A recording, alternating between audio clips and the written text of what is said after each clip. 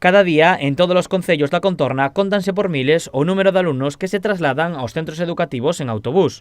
Para prever o alumnado ante un posible problema deste vehículo, o IES de Vilalonga realizou unha actividade na que explicou aos seus escolares e profesores os métodos de evacuación. A actividade consiste en facer un simulacro de evacuación de un autobús escolar en caso de un siniestro, tanto sea por un accidente de tráfico como pode ser por un incendio dun autobús.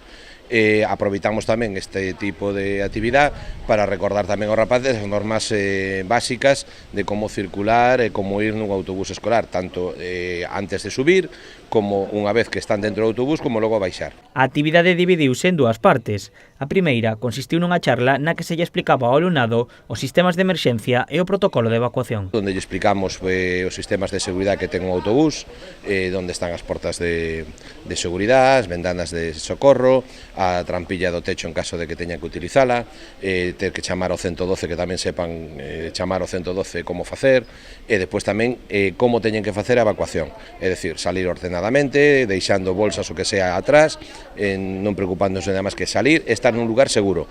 A charla tamén sirve para ensinar aos profesores o procedemento que teñen que seguir nunha evacuación. Entonces aproveitamos tamén esta charla para que os profesores tamén estén en el e poidan tamén saber como se fai con seguridade unha evacuación escolar. A outra parte da xornada realizouse de forma práctica dentro do autobús. O que máis me interesa desta evacuación é que os rapaces sepan salir ordenados, vale? E intentar que o fagan no menos tempo posible e buscar despois unha vez fora un lugar seguro.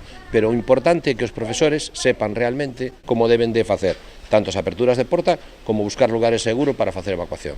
No simulacro participaron os 60 alumnos de primeiro da ESO. A actividade vense facendo no centro dende hai anos. Nos próximos meses repetirase cos alumnos de terceiro da ESO.